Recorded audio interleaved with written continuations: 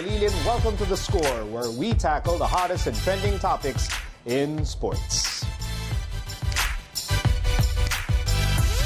After proudly representing the Philippines in the Asian Games and the FIBA World Cup Asian qualifiers, members of Team Pilipinas are now back to their day jobs, battling each other in the PBA. But in a couple of weeks, Team Pilipinas head coach Yeng Guiao will again call on his national pool to begin preparations for the next window of the FIBA qualifiers. Joining us now in the studio is national team head coach Yeng Guiao. Coach Yeng, nice to see you again. Nice to see you, Miko. Nice having me in your program.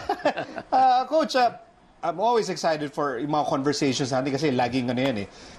Laging malaman, laging insightful. All the more now because you have a different smile to your face. Ang dami nagpa-picture sa'yo kanina. Lahat ng crew dito nagpa-picture. Lahat kakampi mo. Dahil siguro sa Gilas. Pero alam ko, baka hindi sila NLEX, baka Hinebra sila or whatever team. But pagdating sa national team, lahat tayo magkakampi. So how different does it feel? Kasi honestly, Coach, iba yung aura mo ngayon eh.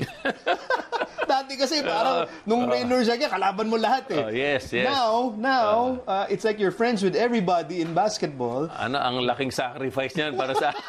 baka hindi yan ang personality ko, no? Pero actually, I'm surprised actually, and I'm happy at the same time. Hindi ko iniisip na magkakaroon ng ganong result, no? Just me being able to coach the national team and then the PBA and SBP getting together. It's really just luck or destiny probably. Okay, fine. You know, that's an interesting word that you use, destiny. Bakit ang pananaw mo, Coach, it was destiny for you to, be back as national team head coach? Well, wala naman akong plano. No? From the very beginning, I thought Coach Chot was doing a good job with the Gilas team. I was doing my own building up of the NLEX team.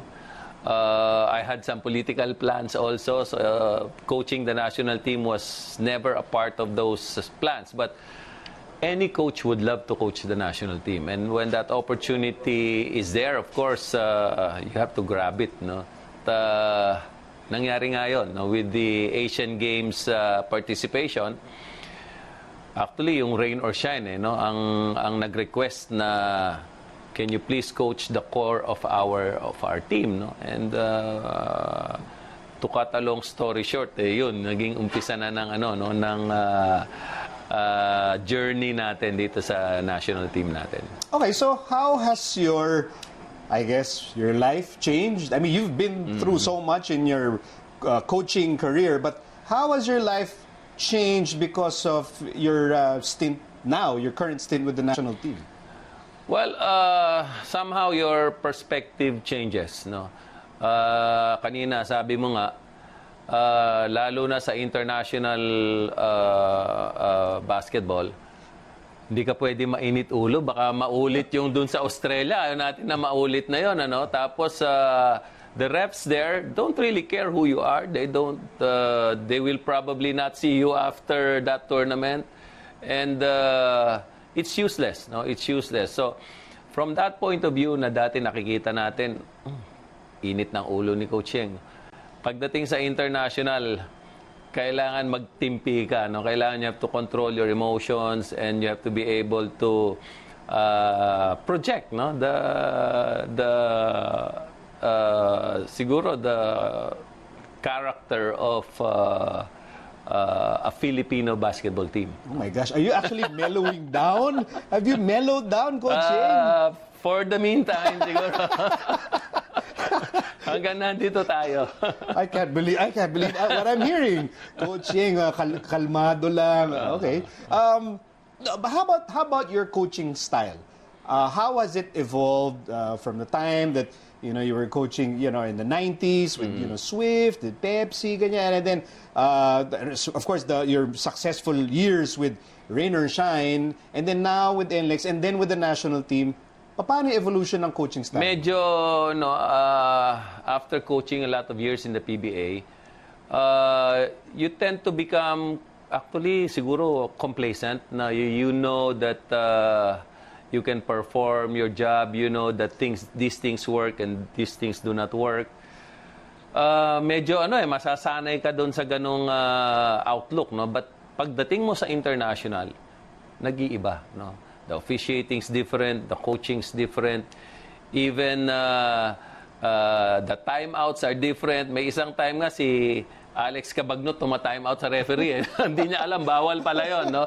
So those are some of the adjustments. When you see the Korean team play, the way they move the ball, the way they shoot their three-point shots, when you see how rugged the Iranian team is, parang wow, kailangan matuto ulit ako, no? Makita ko ulit kung ano yung mga secret ingredients ng mga iba-ibang team. Baka madala ko sa Pilipinas at baka may matulungan pa tayong mga ibang teams, ibang coaches. So in that manner, nag-iiba. And you have to change on the fly or make the adjustments on the fly. Kasi pag hindi mo nasabayan yon, you only play each other once and then it's either see you in next 2 years or next 4 years. Na kailangan talagang mabilis ka mag-adjust, mabilis ka makareact. No? So those are things you learn in the international style of play. I was going to ask about that. Sakto yung sabi mo, Coach, na you're learning. You're actually learning. At this point in your career, anyone can say, hey, coaching, lahat ng pwedeng na-accomplish ni coaching. And yet here you are talking about learning new things. Does that feel great to... Kasi medyo humbling din kasi yung coach. Yes, tama. It feels great and it feels humbling. To the point nga na I was telling you kanina, I was telling you stories about how valuable you think this experience is. No?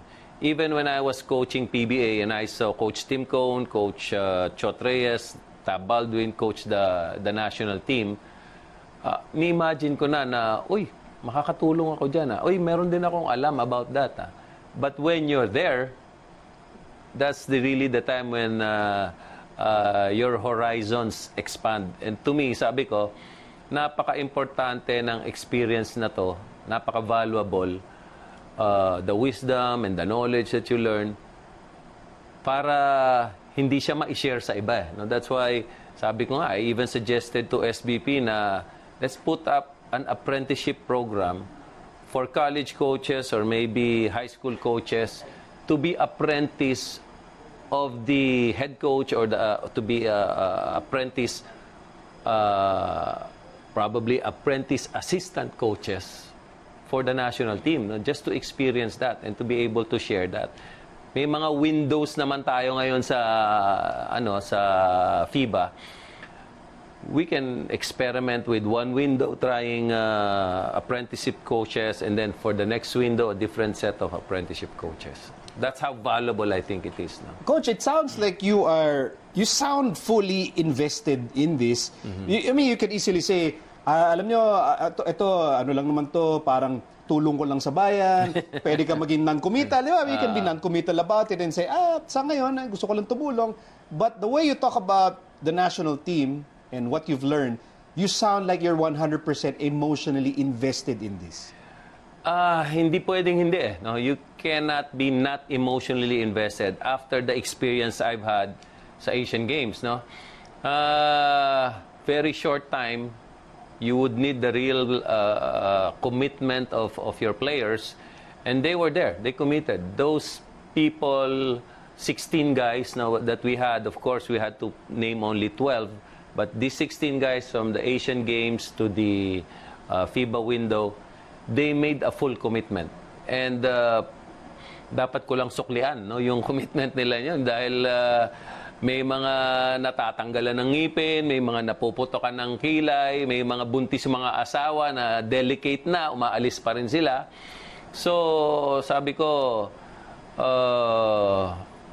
I have to be able to make that same commitment that these players made to their country and to the team. So my next question is, were you expecting that you would make that kind of emotional commitment when you took on the job? Yes, actually, 2009, I already coached the national team. And when you're there, it's either you're there or you're not there. So, ibig sabihin, 100% ka magkukumit pagka nandun ka na. So, I had an idea. That's why masyadong pinag-isipan ko to eh. Noong before I committed to coaching the Asian Games, I already told Boss MVP and I already told Al Panlilio, Boss, may ibang plano ako Baka I may not be fair to the national team. But after that, di pwede talaga. Talaga you have to commit heart and soul into the team once you see and experience. Plus, eto malaking bagay. Nag-commit din si PBA no? Si Boss RSA, si Boss MVP, they committed all their players. They committed dati isang player lang bawat isang team. Ngayon, sige, kahit sino, nag-commit yung rain or shine, nag-sacrifice sila. Actually, up to now siguro kaya sila nahihirapan because of that sacrifice. Nag-commit yung ibang teams, no, Northport, they gave up their best player, si Stanley Pringle. And now they're also having problems. That's part of the commitment that you give. So, MVP group, the San Miguel group, the SBP, si Commissioner Willie, lahat ito nakakommit Bakit ikaw hindi ka magko-commit? So, sama-sama tayong lahat. How does it feel to have that kind of trust? Kasi syempre ikaw yung nasa ibabaw dyan It's Coach Yeng's team and you have all these, stakeholders saying, what? Sobrang laki ng tiwala namin, Coach Yeng. Ito, Coach Yeng, here are our players. Korabala. I don't think it's because of me. The pieces fell into place. Okay. No, nagkataon lang 'yon. Siguro public clamor din, no, dahil marami na nagsasabi na let's build the best team that we can build, no, or put up, no. So siguro nagkataon lang naging yun ang timing nung nandun ako. Okay. We're still waiting for the official announcement, no? Yes, Kasi yes. at this point officially kasi po hindi Wala pa. Si Coach Yeng hindi pa talaga kumbaga sa permanent national team head coach. Parang kumbaga, currently he is, pero in the long-term program, wala pang official announcement. But my question is, how valid do you want to be the national team coach for a long, extended period of time? Well, ang initial na usapan namin nila Boss MVP and the Boss Al was really to just see this through until the World Cup, if we make the World Cup. Ang sabi ko rin naman, if we don't make the World Cup, I'll just walk away. No? So there are still 2 windows left. But I think before this next window, which is on November 30, they will make the formal announcement. So sa ngayon, although kahit nag-usap na kami, the formal announcement will be made by SBP before November 30. Before the next Yes. before the next window. I remember, I think the last time we were together talking about the national team, I think we were both in tears.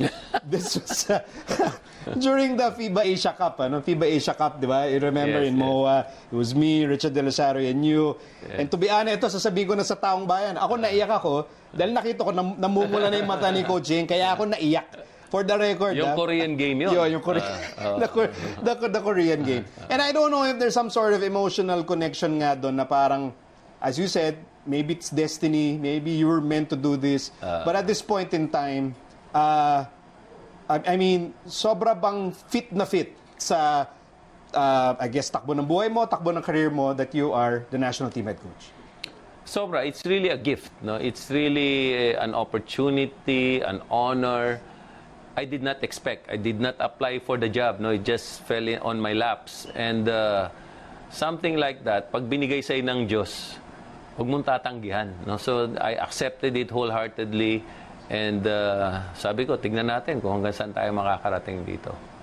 Coach Yeng Guiao, national team head coach, and right now officially kaibigan ng lahat. Hindi na siya kaaway ng lahat. For how long? I don't know. Hindi na siya kaaway ng lahat.